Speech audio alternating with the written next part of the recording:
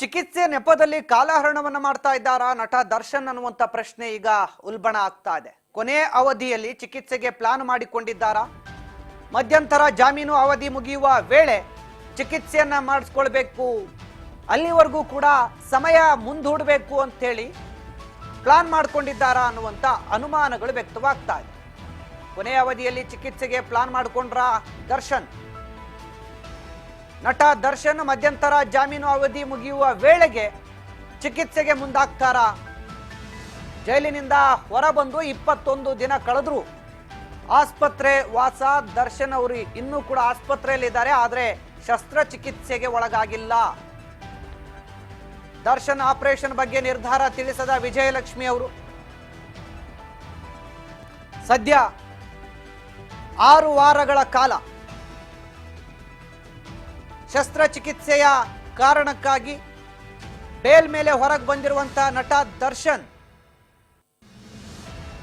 ಈ ಮಧ್ಯಂತರ ಜಾಮೀನು ಅವಧಿ ಮುಗಿಯುವ ವೇಳೆಗೆ ಶಸ್ತ್ರಚಿಕಿತ್ಸೆಗೆ ಒಳಗಾಗುವಂತ ಪ್ಲಾನ್ ಅನ್ನ ಮಾಡಿಕೊಂಡಿದ್ದಾರಾ ಅನ್ನುವಂತ ಅನುಮಾನಗಳು ಮೂಡ್ತಾ ಇದೆ.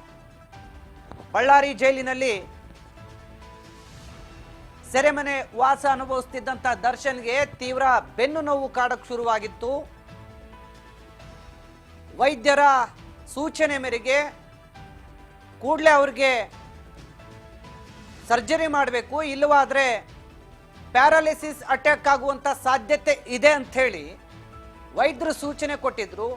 ಆದ್ರೆ ಹೊರಗೆ ಬಂದು 21 ದಿನ ಕಳೀತು. 21 ದಿನ ಕಳೆದ್ರು ಏನೂ ಆಗಿಲ್ಲ, ಶಸ್ತ್ರಚಿಕಿತ್ಸೆನೂ ಆಗಿಲ್ಲ, ಏನೂ ಆಗಿಲ್ಲ. ಸೊ ಈಗ ವೈದ್ಯರು ಕೊಟ್ಟಂತ ವರದಿಗಳ ಮೇಲೇನೆ ಅನುಮಾನ ಮೂಡುವಂತ ವಾತಾವರಣ ನಿರ್ಮಾಣ ಆಗಿದೆ.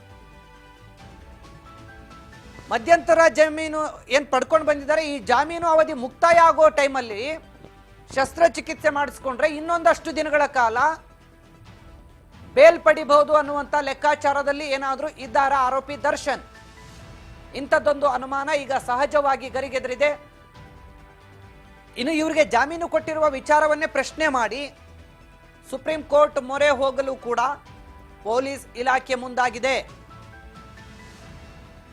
ಸದ್ಯ ನಟ ದರ್ಶನ್ ಆಸ್ಪತ್ರೆಯಲ್ಲಿ ಇದ್ರೂ ಕೂಡ ಇನ್ನೂ ಶಸ್ತ್ರಚಿಕಿತ್ಸೆಗೆ ಒಳಗಾಗಿಲ್ಲ. ಈ ಬಗ್ಗೆ ಯಾವುದೇ ನಿರ್ಧಾರವನ್ನು ಕೂಡ ಸದ್ಯ ದರ್ಶನ್ ಅವರ ಪತ್ನಿ ವಿಜಯಲಕ್ಷ್ಮಿ ಅವರು ಕೂಡ ತಿಳಿಸಿಲ್ಲ.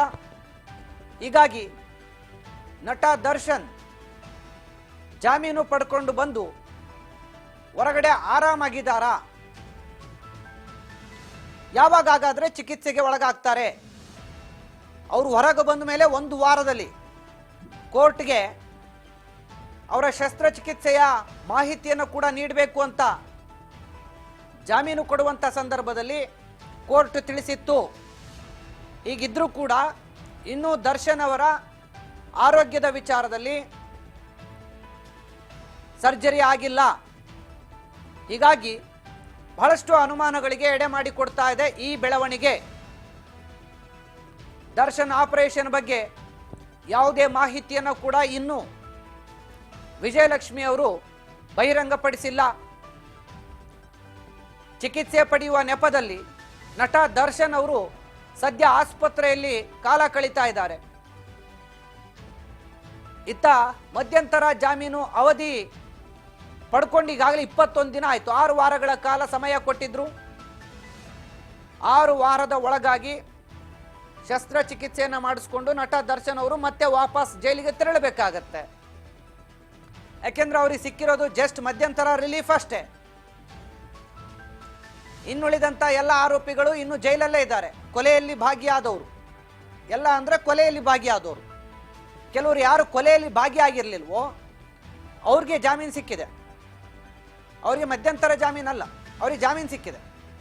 ಬಟ್ ನಟ ದರ್ಶನ್ ಅವರಿಗೆ ಆರೋಗ್ಯ ಚಿಕಿತ್ಸೆಯ ನೆಪದಲ್ಲಿ ಜಾಮೀನನ್ನು ಕೊಟ್ಟಿರೋದು. ಕೊಲೆಯಲ್ಲಿ ಭಾಗಿಯಾದಂಥ ಆರೋಪಿಗಳ ಪೈಕಿ ನಟ ದರ್ಶನ್ ಮಾತ್ರ ಹೊರಗೆ ಬಂದಿರೋದು. ಅವರಿಗೆ ತೀವ್ರ ಬೆನ್ನು ನೋವು ಕಾಣಿಸ್ಕೊಂಡಿತ್ತು, ಶಸ್ತ್ರಚಿಕಿತ್ಸೆಯ ಅಗತ್ಯ ಇತ್ತು.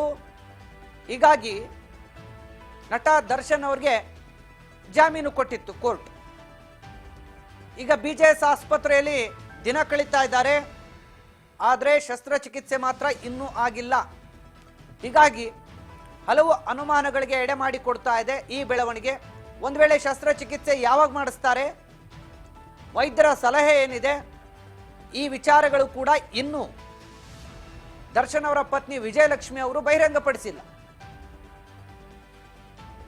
ಈ ನಿಟ್ಟಿನಲ್ಲಿ ನಟ ದರ್ಶನ್ ಅವರ ಜಾಮೀನು ವಿಚಾರ ಈಗ ಹಲವು ಅನುಮಾನಗಳಿಗೆ ಎಡೆ ಮಾಡಿ ಕೊಡ್ತಾ ಇದೆ. ಇನ್ನು ಇದೇ ಜಾಮೀನು ಆದೇಶವನ್ನು ಏನು ಕೊಟ್ಟಿದೆ ಹೈಕೋರ್ಟ್, ಅದನ್ನ ಪ್ರಶ್ನಿಸಿ ಸುಪ್ರೀಂ ಕೋರ್ಟ್ಗೆ ಮೇಲ್ಮನವಿಯನ್ನು ಸಲ್ಲಿಸಲು ಕೂಡ ಪೊಲೀಸ್ ಇಲಾಖೆ ಸಿದ್ಧತೆಯನ್ನು ಮಾಡಿಕೊಂಡಿದೆ.